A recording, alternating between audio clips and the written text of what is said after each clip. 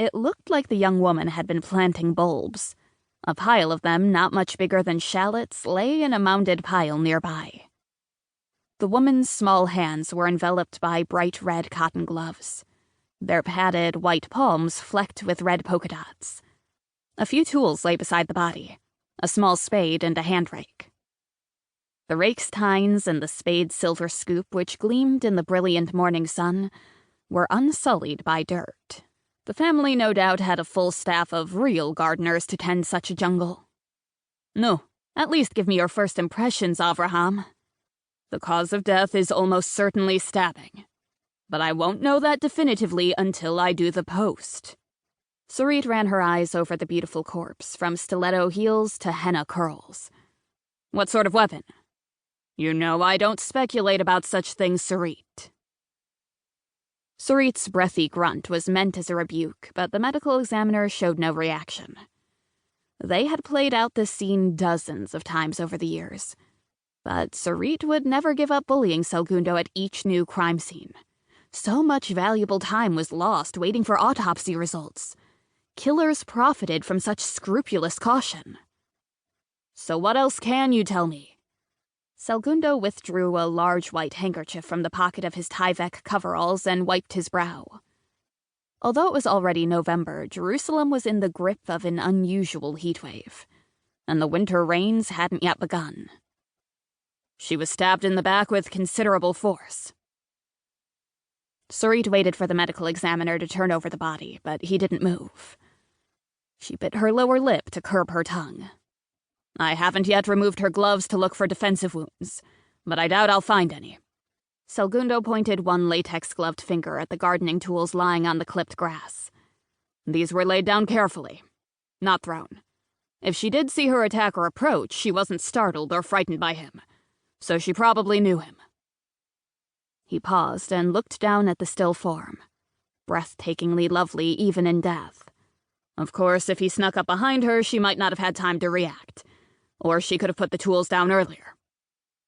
He turned to look at Sarit. We'll know more when I open her up. You know this is top priority, Avraham. Moshe Aklilu is a prominent member of the Knesset, extremely well connected. He'll want to know the name of his wife's killer as soon as possible. Segundo nodded and sighed. Whenever Sarit Levine showed up at his crime scenes, the case was always top priority. Somehow, she was always the first to learn about high-profile murders.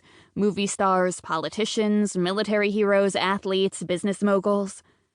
Her ambition seemed to have endowed her with some kind of sixth sense. No doubt she would climb fast and far up the ladder. Oh, one more thing. Segundo dug into a pocket of his overalls and fished out a small plastic baggie, filled halfway with white powder. I found this in her shorts. Sarit raised her sandy eyebrows, then bent forward for a closer look. Cocaine? You're kidding me, first thing in the morning?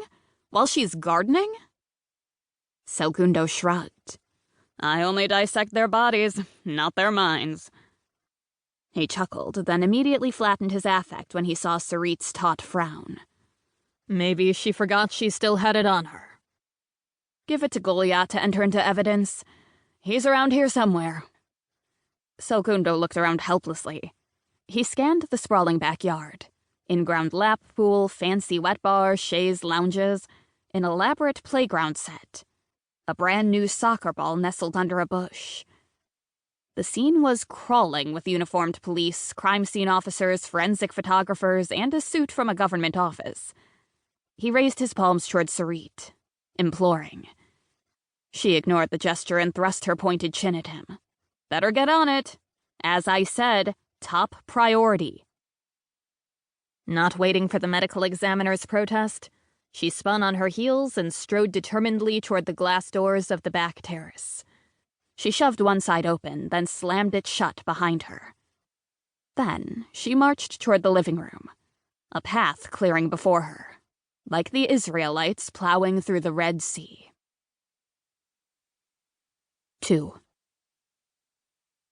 Moshe Aklilu entered his home office and sat down at the elegant mahogany desk. Poor Titi.